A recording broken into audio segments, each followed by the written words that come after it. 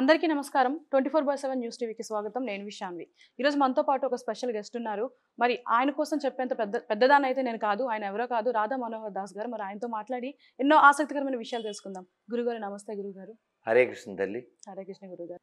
గురుగారు, ఇప్పుడు మీరు చెప్పినట్లు పశువులని, పక్షులని ప్రేమించాలి అంటారు కదా! అంటే ఇప్పుడు దైవభక్తితోనే అతను అడవిలోకి వచ్చినా సరే, అంటే అక్కడ ఉన్నదాన్నే కదా చేశారు. సో దానివల్ల తప్పు లేదమ్మా. ఆఫ్టర్ ఆల్ మామూలు వాళ్ళ మనకే అయ్యో అంటాం కదా, మీకు ఇందా చెప్పా. మరి ఆయన ఎవరు? దైవాన్ని సర్వత్రా దర్శించేవాడు. అయ్యో పాప అనుకోకపోతే సాధువు ఎలా అవుతాడైనా? ఇక్కడ తప్పు ఏమిటంటే అటాచ్మెంట్. ఓకే. మీకు ఉదాహరణ చెప్తే పట్టుకుంటారు. ఇప్పుడు ఆయన, వాళ్ళు, మీరు, నేను కుర్చీలో కూర్చున్నాం. వెళ్ళేటప్పుడు ఇలా పట్టుకుని వెళ్ళిపోతాం ఏంటి? లేదు. చండాలంగా ఉంటుంది. అసలు ఆలోచన కూడా రాదు కదా. అవును. ఈ కుర్చీ గుడి వాళ్ళది, మనది కాదు. వెళ్ళిపోతాం. అలా వెళ్ళాలి ప్రపంచంలోని. ఓకే. ఈ పదార్థం, ఈ కుర్చీ అనే పదార్థం వాడడం దోషం కాదు. పోనీ మీకు అర్థమైనా ఇంకోటి, ఈ కెమెరాలు ఎవరివి? బిఎస్ గారు. మీరు ఇంటికి పట్టుకెళ్ళినా రేపు పొద్దున్న తెచ్చిచ్చేయాలి. అవును. ఎవరికో తాకట్టే అవి పెట్టరు కదండి. అలా ఈ భూమి మీద ఏది మంది కాదు, ఓనర్ వేరే. మనము మన శరీరంతో సహా. నీది కాదు కదమ్మా. అవును. నీది ఇదేనా? కలర్ మనం వేసామండి, లేదు. హైట్ మనం డిసైడ్ చేసామండి, లుక్కు, ముక్కు, ఈ త్వక్కు అంటే సంస్కృతంలో తొక్క, ఓకే, తోలు. తోలు. ఈ లుక్కు, ముక్కు, త్వక్కు ఇది నీ డిజైన్ కాదుగా. ప్రతిదాన్ని క్లెయిమ్ చేసేస్తుంటాం. అది వద్దు. దేని మీద ఇష్టం ఒక లిమిట్ వరకే ఉండాలి అంటారు. అసలు ఇప్పుడు ఈ కుర్చీ మీద ఇష్టమేంటి నీ మొహం? వాడుకుని వెళ్ళిపోతాం. ఈ ప్లేస్ ఇచ్చినందుకు నమస్కారం చెప్తా, అంతే. ఇది కూడా అంతే. ఇందులో కుర్చీలో మనం కూర్చున్నాం కదరా, అవును. అలా ఇందులో మనం కూర్చున్నాం. ఇందులో మీన్స్ శరీరంలో. నాదంటావేంటి అమ్మ? సరే, విషయంలోకి వెళ్తే ఆయన జింక అయిపోయిన జ్ఞానం ఉంది. ఆయన ఏం చేశాడు? మిగిలిన జింకలతో నో ఫ్రెండ్షిప్. ఆశ్రమాల చుట్టూ తిరగడం, పచ్చాకులు తింటే ప్రేమ పెరుగుద్దిగా దీని మీద, అందుకని ఎండుటాకులు తినడం. అలా నెమ్మదిగా ఆ వేదమంతాలు అవి వింటూ శరీరం వదిలేశాడు. మరి మిస్టేక్కి శిక్ష పడిపోయింది కదా. మరి మన భగవద్గీత ఏం చెప్తుందంటే శ్రీమతాంగేహే అంటుంది. అంటే ఏంటి?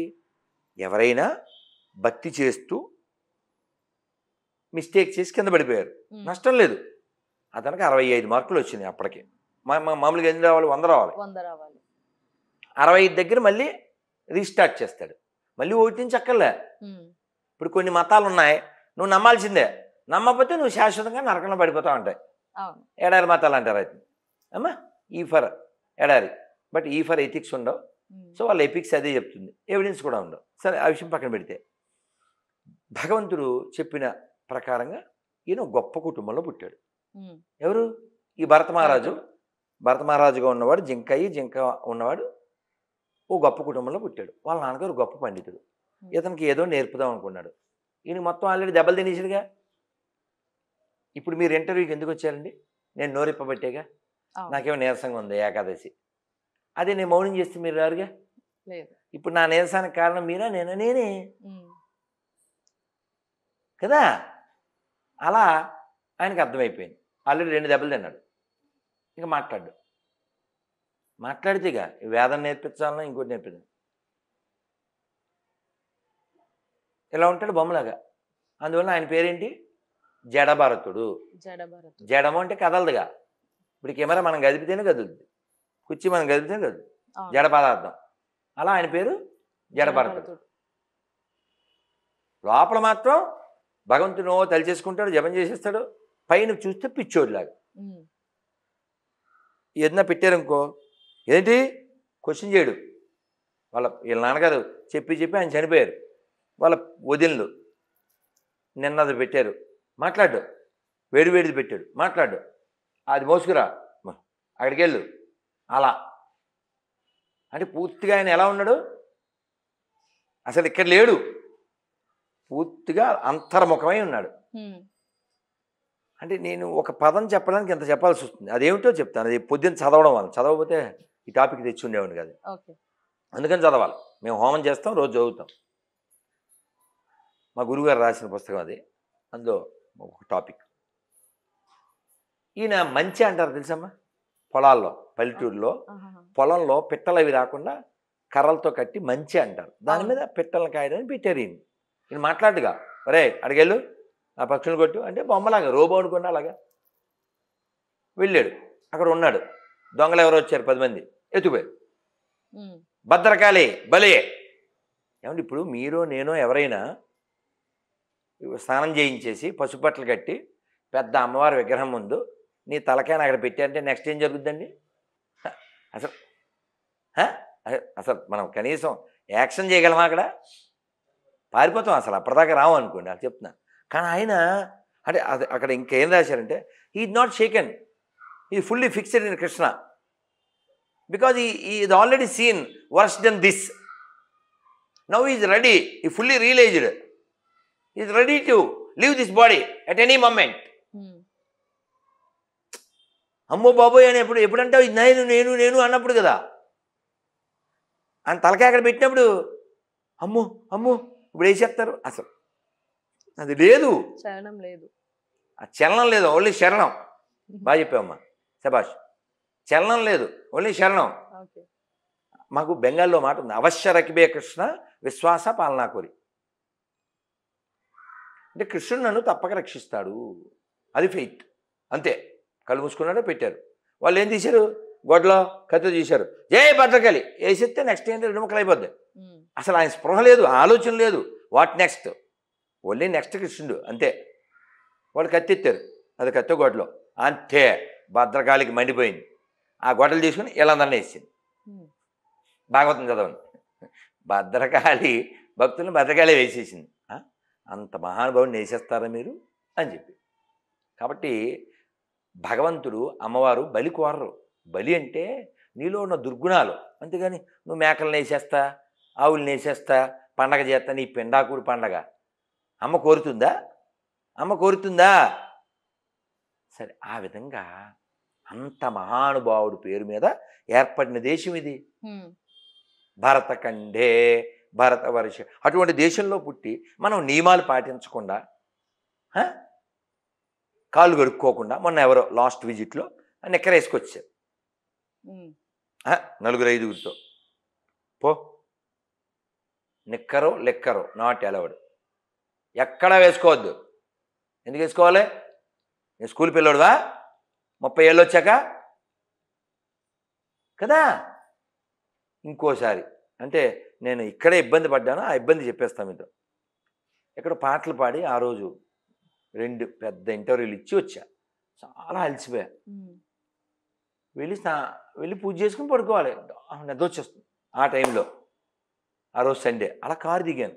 ఒక్క చిన్న మిస్టేక్ ఏం చేశా అంటే, వాళ్ళు పాపం చాలా వెయిట్ చేశారు పాపం నా కోసం, పుల్లి తొందరగా వెళ్ళిపోతారు ఇంటి ముందే ఆగాలనా ఉమ్. అని కొంచెం ముందు కారు ఆపమన్నా. ఆ పాపం నేను చేసిన పాపానికి వాళ్ళు ఎవరో కుర్రోళ్ళు నిక్కర వేసుకొస్తే పర్లేదు, లిక్కర్ కూడా వేసుకొచ్చేసి ఆ సెల్ఫీ అని మళ్ళీ సెకండ్లు. ఉమ్. నాకు మరి లోపల పరమాత్మ చెప్తాడుగా, ఎరా తాగారా, సారీ సెల్ఫీ లేదు ఏం లేదు పెండాకుడు పోండి అని మళ్ళీ వచ్చి ఇవన్నీ విసర్జించి స్నానం చేసి ఇంకా 2, 3 అయ్యి అట్లా.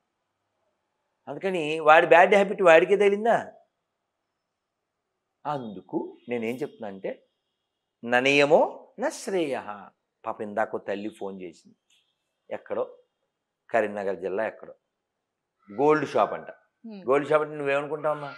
బంగారం అనుకుంటావు కదా. వాళ్ళకి తిండికి కష్టంగా ఉంది చూసావా. ఇలాగే మేము కూడా మొహం ఎందుకు? భర్త తాగుబోతు, కొడుకు చదువుకోరంటే హైదరాబాద్లో ఎక్కడో గంజాయి తాగి వాడు పిచ్చోడైపోయాడు మెంటల్లీ. కూతురు ఒక్కతే ఇప్పుడు సక్రమంగా ఉంది. వాడు తాగి పడిపోతే వీడు పిచ్చోడైపోతే కుటుంబాన్ని ఎవరు నడిపిస్తారమ్మా? అందుకే నా నియమో నా శ్రేయ, నియమం ఉండాలి. ఇప్పుడు నేను భోజనం చేస్తే నువ్వు ఆపుతావా? నేను టిఫిన్ చేస్తే వాడు ఆపుతాడా? లేదు. కాబట్టి నియమం ఎవరి కోసం? మన కోసం. అమ్మా నువ్వు చాలా మంచి ప్రశ్న అడిగావు తల్లి. గురుగారు ఇప్పుడు చూసుకుంటే మన భారతదేశమనే కాదు యావత్ ప్రపంచం కూడా ఒడిశాలో ఉన్న పూరి జగన్నాథుడి వైపు చూస్తుంది. మీరు కూడా రీసెంట్ గా పూరి జగన్నాథ్ వెళ్ళడం జరిగింది. సో దాని విశేషాలు ఏంటి గురుగారు? అన్లిమిటెడ్. జై జగన్నాథ్. జగన్నాథ స్వామికి, జగన్నాథ బలదేవ సుభద్ర మహారాణికి. జై. మీకు కూడా పెట్టారుగా జగన్నాథ మహాప్రసాదంకి. జై. అమ్మా జగన్నాథుడు అంటేనే కొంచెం మామూలుగా మీకు అర్థమయ్యేలా చెప్తాను. మాస్ గారు అది ఉండదు. చెలో చెలో పొలో పొలో వెళ్ళిపోవచ్చు. క్యూ లైన్లు హడావిడ్లు ఉండదు. చక్కగా కొంచెం నీకు జనం ఖాళీగా ఉంటే లోపల గర్భగుడిలోకి వెళ్ళిపోవచ్చు. బయట ఒక జగన్నాథుడు ఉంటాడు, వెళ్ళి కౌగిలించేసుకోవచ్చు. చెప్తున్నానుగా మాస్గాడు అంత పెద్ద కళ్ళతో అంత పెద్ద చేతులతో అద్భుతంగా ఉంటాడు జగన్నాథుడు. వాళ్ళ అన్నయ్య బలరాముడు, జగన్నాథుడు అంటే కృష్ణుడు, మధ్యలో సుభద్ర వాళ్ళ చెల్ల. పెద్ద గుడి ఇలా చూడాలి, అద్భుతం. జీవితంలో ఒక్కసారైనా రథయాత్ర చేయాలనుకున్నా మా అమలనేమై ప్రభు పుణ్యమాని వెళ్ళి ఆ మెమరీస్ ఇంకా ఆ తీయదనం అలాగే ఉంది. ఇందాక కూడా అక్కడ మొత్తం లక్షల మంది వచ్చేస్తారు కదా, 20 లక్షల మంది వచ్చారు. ఆ చెప్పులు బాటిల్స్ ఏవో పడిపోతుంటాయి, అవన్నీ తొక్కేస్తూ ఉంటారు. చెత్త చెత్త అయిపోతుంది, ఎండ కదా, ఒక్కొచ్చేస్తుంది కదా, హ్యూమిడిటీ కదా, వాళ్ళు అలా నీళ్లు చల్లుతుంటారు. నేలంతా బంద్ అయిపోయి ఈ పదార్థాలంతా నేల మీద ఉండి ఆ మర్నాడు ఎండ వచ్చాక వాళ్ళు తుడుస్తూ ఉంటే నేను కూడా వాళ్ళకి కొంత ఈ తుడిచే వాళ్ళకి కొంత డబ్బులు ఇచ్చి నేను కూడా కొంత తుడిచి ఇందాక ఆ వీడియో పెట్టాను. ఇది రాజుగారు చేసే పని, వెళ్ళిన వాళ్ళంతా చేయండి అని. సో అన్నిటికంటే హైలైట్ ఏంటంటే జగన్నాథుడు లోపల ఉంటాడు, ఆయన సంవత్సరానికి ఒకసారి బయటకు వస్తాడు. మూల విగ్రహం మామూలుగా మనం కూడా రథోత్సవం చేస్తాం, మూల విగ్రహం రాడుగా, ఉత్సవాల్లో వస్తాడు. ఈ పెద్ద జగన్నాథుడు అన్లిమిటెడ్ బరువు. మనం ఆ టైంలో లోపల ఛాన్స్ ఉండదు, కానీ జగన్నాథుడు గుమ్మం దాకా వచ్చి ఇంకా రాడు, బరువు ఎక్కిపోతాడు. వీళ్ళు కర్రలు పుచ్చుకుని ఆయన కొట్టి తిట్టి బయటికి తీసుకెళ్తారు. ఏడు స్వామినే మనం భయం భయం అంటాం కదా, వాళ్ళు అంటే ఒరిస్సాలో ఏం తిడతారో మన తెలియదు, కానీ ఒక్కడ తెలుసు. ఏమి రోజుకి 56 రకాలు ఎన్నిసార్లు పెడితే తిని బలిసావా, ఇంకా చాలా తిడతారట. తిట్టొచ్చా గురుగారు అట్లా దైవాన్ని? అంటే వాళ్ళకు ఉండే రిలేషన్ అది, ఓకే, డిపెండ్స్ అది. ఇప్పుడు నీకు అర్థమయ్యేలా చెప్తాను అమ్మ, నీ ప్రశ్న మంచిది, నో డౌట్. ఇప్పుడు ఇక్కడ పుస్తకం ఉందిరా, దాటచ్చా? పుస్తకాన్ని నువ్వు ఇలా దాటి కాళ్ళతో వెళ్ళొచ్చా? దాటకూడదు. మామూలు పుస్తకమే దాటవు కదా, భగవద్గీత దాటుతావా? అస్సలు. మరి అలాంటిది బృందావనంలో కృష్ణుడు వచ్చినప్పుడు కుక్క దూకులు అంటారు, తెలుసా నీకు? కుక్క దూకులు ఇలా కూర్చుని నేల మీద ఇలా చేయి పెడతాం, మళ్ళీ కొంచెం కొంచెం పిల్లలు ఆడతారుగా, ఒంగుళ్ళు దూకుళ్ళు అంటారు, గుర్తుందా?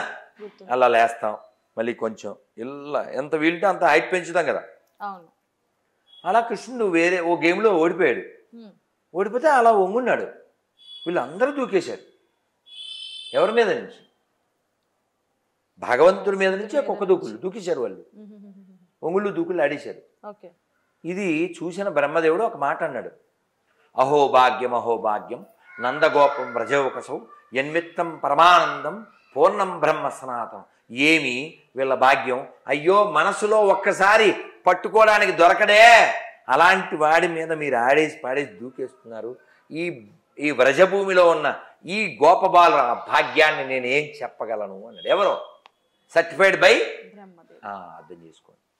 అది వాళ్ళకుండే రిలేషన్ అమ్మా, రిలేషన్ డిపెండ్స్. ఇప్పుడు గురువు గారు కృష్ణుడిని స్మరించే వాళ్ళు, కొలిచే వాళ్ళు చాలా మంది ఉంటారు, మరి వాళ్ళు కూడా తిట్టొచ్చా అట్లా?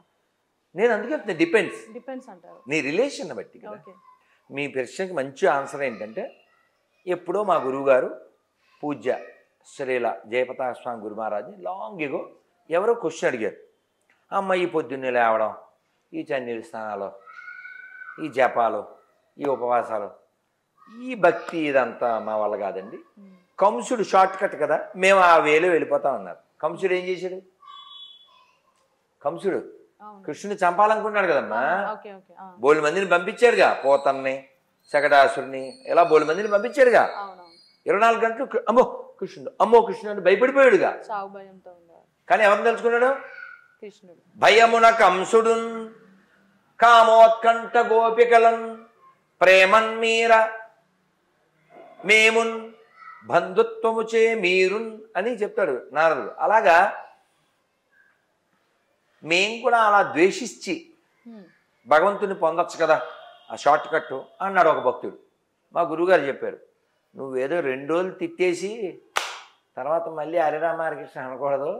24 అవర్స్ వాడిలా తిట్టగలవా, వాడిలా నువ్వు ద్వేషించగలవా? నువ్వేదో 2 డేస్ తిట్టేసి తర్వాత మళ్ళీ భజన చేస్తున్నావా, యు గో టు హెల్. కంసుడు పూర్తిగా ద్వేషించాడు. అవును. ఇంకా వాడు పూర్తిగా భయపడ్డాడు. కాబట్టి వాళ్ళ రిలేషన్. ఇప్పుడు రామదాస్ గారు ఎవడబ్బా సొమ్మని కులుకుతూ తిరిగేవు రామచంద్ర, నీ తండ్రి దశరథ మహారాజు పెట్టేన రామచంద్ర, లేక నీ మామ ఆ జనక మహారాజు పంపేన రామచంద్ర. ఎవరితో? శ్రీరామదాసు. వాళ్ళ రిలేషన్ అది. చూసుకుంటే పూరి జగన్నాథ్లో కొద్ది రోజులుగా ఒక న్యూస్ అయితే వినిపిస్తుంది, రత్న భాండాగారంలో నిధి దొరకడం. దాని గురించి ఏం చెప్తారు? రేపు వస్తుందంటగా ఓపెనింగ్. మూడోది ఓపెన్ చేస్తా అంటున్నారు. ఇంకా అందులో కూడా ఇంకా రహస్య ద్వారాలు ఉన్నాయి అని చెప్పేసి అంటున్నారు. నిజమే అంటారా అది? ఉండొచ్చు. ఇక్కడ విషయం అవన్నీ ఎందుకు ఓపెన్ చేశారు? అందులో నిధి ఉంది. ఓకే, ఆ నిధి ఎవరిది? దేవుడిది, దైవం. ఎవరిచ్చారు? పూర్వీకులు, పెద్దలు, రాజులు వాళ్ళు ఇచ్చారు కదా. కాబట్టి జగన్నాథుడి యొక్క ధనం కావచ్చు, లేదు పద్మనాభుడి యొక్క ధనం కావచ్చు, అది భగవంతుడి యొక్క ప్రీతి కోసం ఉపయోగించబడాలి. ఆ డబ్బుని జగన్నాథుడి పేరు మీదే ఖర్చు పెట్టాలి. అంతేగాని గుళ్ళో హుండీ, ఆ హుండీలో డబ్బులు పట్టుకుపోయి కొంతమంది పాస్టర్ల జీతాలు, మొల్లాల జీతాలు, జెరూసలేం ఫ్రీ యాత్ర, లేకపోతేనేమో హాజ్కి సబ్సిడీ అలాంటి పనులు చేయకూడదు. ఈ కుర్చీలు ఇక్కడ ఎందుకు వేశారు ఈ గుళ్ళో వాళ్ళు? ఏదో వచ్చిన వాళ్ళు కూర్చుంటారని, అంతేగాని ఆటో తెచ్చి కదగా కదా అలా. కాబట్టి ఆ నిధి భగవంతుడి యొక్క ప్రీతి కోసం వినియోగించబడాలి. ఓకే. ఇప్పుడు దైవానికి ఇట్లా పూరి జగన్నాథుడికి సింహాసనాలని, కిరీటాలని చెప్పేసి ఇట్లా పెట్టారు కదా, ఇట్లా దైవానికి పెట్టడం వెనక ఏమన్నా అంతరార్థం ఉందంటారు? అదేమిటండి, భగవంతుడా అలంకారో విష్ణు అభిషేకో శివుడు, నమస్కారో ఆదిత్య. నమస్కారం పెడితే సూర్యుడు ఆనందపడిపోతాడు, కాస్త నీళ్లు పోసేస్తే శివుడు ఆనందపడిపోతాడు, అలంకారం చేస్తే విష్ణు ఆనందపడతాడు. కాబట్టి ఆయన సోనాబేష్ అంటారు, అంటే ఒరిస్సాలో సోనాబేష్ అంటే సోనావేష్ అంటే బంగారపు అలంకారం, బంగారంతో నగలతో అలంకారం చేస్తారు. అన్నమయ్య చూడండి ఎంత బాగా చెప్తాడు. కంటి శుక్రవారము గడియలేడింట అంటి అలమేలు మంగ అండనుండే స్వామిని. ఎంత బాగా చెప్తాడు. ఆయనకి పట్టుబట్ట కట్టి సొమ్ములన్నీ పక్కన పెట్టారంట. సొమ్ములంటే ఏంటమ్మా? సొమ్ములంటే నగలని సొమ్ములు అంటారు. ఆ సొమ్ములన్నీ పక్కన పెట్టి ఒక వస్త్రం కట్టి ఆయనకి పట్టు పునుగు అలది. ఎంత బాగా చెప్తాడు అన్నమయ్య. పాడినప్పుడు అది అనుభవించాలి ఆనందం. ఆయనకి మళ్ళీ సాంబ్రాణి పొగ వేసి తర్వాత మళ్ళీ అలంకారం చేసి ఇవన్నీ అదంతా దగ్గరుండి అన్నమయ్య చేయించి అనుభవించాడు. అలా ఆయన సొమ్ము ఆయనది, ఆయన ఆనంద పెట్టడానికి నువ్వు ఒక ఇన్స్ట్రుమెంట్గా ఉండు. అంతే. గురుగారు ఇప్పుడు చూసుకుంటే దైవం యొక్క సొమ్ముని కానీ లేదంటే ఆస్తిని కానీ వెలకట్టడం లెక్క కట్టడం అనేది ఎంతవరకు కరెక్ట్ అంటారు? అంటే ఆహా. దీనివల్ల చూడడం తప్పు కాదు, లెక్క పెట్టడం తప్పు కాదుగా, చెక్ చేయడం తప్పు కాదు, దాన్ని ఎక్కడికో షిఫ్ట్ చేయడం తప్పు. తప్పు అంటారు. నీది కాదుగా, నీది కాదుగా కాదు కదా. ఇప్పుడు ఎప్పుడైనా ఇందిరమ్మెల్ల పథకం ఇంకో పథకం అని వచ్చింది అనుకోండి, వెంటనే ఇవో ఎన్ని ఎకరాలు ఉన్నాయి మన గుడికి, 102, అందులో 90 మనకే ఇళ్ళ పథకం. మరి ఆ వక్ఫ్ భూములు, చర్చి భూములు. అందుకని సెక్యులరిజం అనే పదం వాడితే కొత్త చెప్పులు మొన్నే పూరిలో కొన్నాను. మీకు అర్థమైంది? ఓకే గురువు గారు, అంతే. మన సనాతన ధర్మం కోసం చాలా చక్కగా చెప్పారు. ధన్యవాదాలు. చాలా తల్లి. అలాగే మీకు ఏకాదశి పేపర్ ఇచ్చాను కదా. అవును గురువు. ఏకాదశి నాడు ధాన్య పదార్థాలు తినకుండా ఉపవాసం depends on their body and mind. నీళ్ళు కూడా తాగకుండా ఒకళ్ళు నీళ్ళతో, కొన్ని పాలు జ్యూస్తో, ఇది కూడా కుదరకపోతే కొన్ని డేట్స్తో, అంతవరకు ఆగాలి. అందుకని నేను భోజనం అది తిన్న కానీ ఒక వాయి ఇడ్లీలు తింటాను. అది వాడు అంటాడు, ఏంట్రా ఇన్ని ఇడ్లీలా మనిషి అనేవాడు తింటాడా అని ఒకటి తీసి ఇప్పుడు ఓకే అంటే. అలాంటి పని చేయకూడదు. అంటే ఎందుకు చెప్తున్నా అంటే, నవ్వుతూ ఒకళ్ళ ఇంటికి వెళ్తే ఓ పిచ్చి తల్లి బంగా నన్ను కొడుకులా ఫీల్ అవుతుంది. వాళ్ళ అబ్బాయి అక్కడున్నాడు ఎప్పుడో 20 ఏళ్ళ క్రితం. గురూజీ పులిసిపిండి చేసు తినచ్చా అంది. వాళ్ళ అబ్బాయి వాడు అల్లరి మీద వాడు ఉండి, ఇంకెందుకే పులిహార చేస్తున్నాను అన్నాడు. ఓకే, పులిహార అయితే ఏమిటి, పులిసిపిండి అయితే ఏమిటి, ఉప్మా అయితే ఏమిటి, నువ్వు ఫామ్ మార్చావు అంతే కదా. కాబట్టి ధాన్య పదార్థాలు ముట్టకూడదు. ఆ వివరాలు ఆ పేపర్లో ఉన్నాయి. అలాగే ఆ 26 పేర్లు చదువుకోండి తల్లి. హరే కృష్ణ, హరే కృష్ణ తల్లి.